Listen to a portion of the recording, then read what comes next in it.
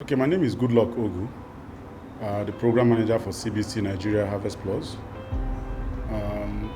We've invited the partners for this meeting to, one, build teamwork among partners, enhance and take advantage of each other's learning, evaluate our program since the beginning of the year, review challenges, and try to see where we could have more milestones to ensure that the impact of the program is being felt. I've seen what Martha Akoje is doing, talking to paramount rulers. I've seen what Edna is doing in her area. I've seen what the Kaduna guys are doing.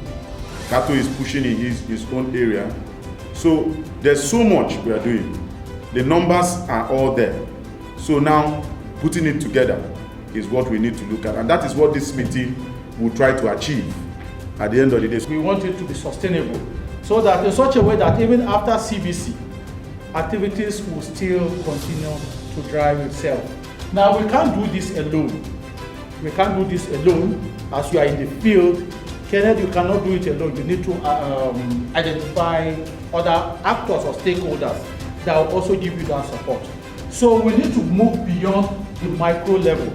Before the end of the year on CBC project in Cross River State that we are working in, I believe that we will be able to scale up advocacy, visits, and sensitization and awareness creation, and also train processors on cassava, vitamin A cassava value chain, especially the women that are into production and processing in the various local governments, and also look at how we can increase the number of demonstration farms, stable farms, and also look at how we can also get some commercial farmers to come on board and conduct a series of trainings on STEM aggregators, transporters, marketers, and producers, STEM producers in particular, so that we can reach out to the unreached in the state.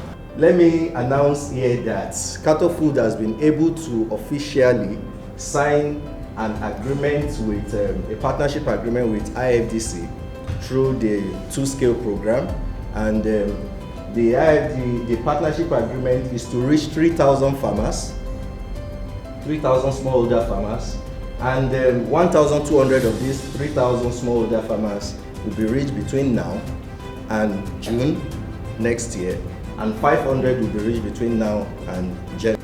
And I want to say that I really appreciate the level of work that is currently ongoing. I'm seeing that there's a lot of proactive things that we are doing now. The point is, how do we now bring these things together to create a success story around it?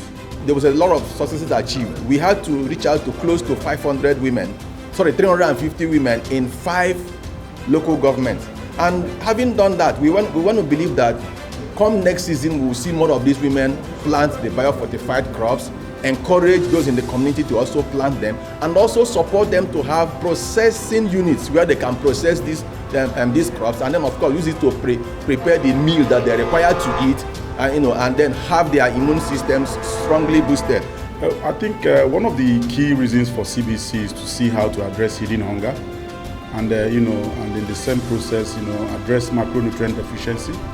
So we expect that before the end of the year, we expect the partners, based on the activity framework that we've laid out, to be able to reach out to more households who will be able to uptake both the vitamin A maize and vitamin A cassava, in food processed ways, to ensure that it helps to address the malnutrition within the homes.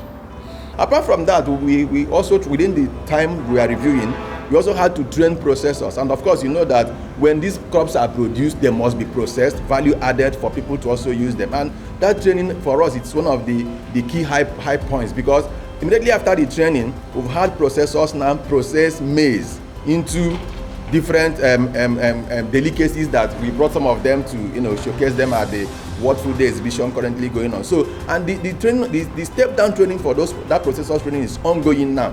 Many more persons are getting that information on how to process these crops. So we need to use every opportunity to to blow our trumpets. And if we don't do it, nobody will do it for us.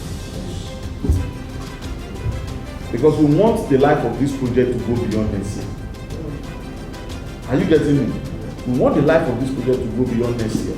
And what we bring this year will convince the donors that there is need to extend what program. What had been done, we've been able to reach out to the traditional rulers in the 10 CBC local governments in Cross River State, and we've done a lot of advocacy and sensitization. We've set up over 17 demo farms across the state, and we've brought up the STEM aggregators and the processors. We've trained severally, and we have also been able to train people, especially on product quality when it comes to Gary, vitamin A, cassava, Gary production. So, and we've also been able to link up with other major marketers and producers, and at the same time we have a whole lot of collaborators that are working with us. Top on the list is CCRN, that is Center for Care and Clinical Research in Nigeria, that are working with the most vulnerable and the HIV patients in Cross River State, which we have also supported them with planting materials of vitamin A cassava and even vitamin A maize to be able to get to those vulnerable households. I mean, this year has been very, very good. Amidst the COVID, we were still able to work. We are not where we are supposed to be in terms of deliverables, but it wasn't as bad as it was last year. So going forward, we expect a change in the number. We expect more mileage in terms of household reach. We expect adoption of more vitamin A, maize and cassava, along the value chain. And at the same time, we believe that through the partners we can impact within the value chain to create more employable people to come in and help in driving biofortification across the country. The work we've also done with commercial farmers. Initially, some of them weren't aware of the crops.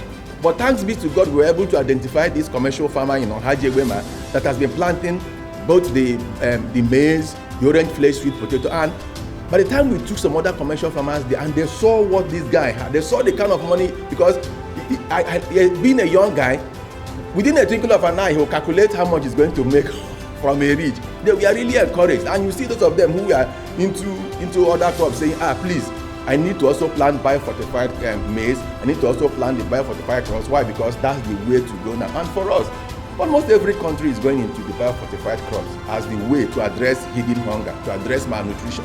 And so that drive is there, and the push is there, and we are working towards ensuring that our people, first of all, eat it and be healthy and strong, and then, of course, make sure that they commercialize to make money that will also help the family.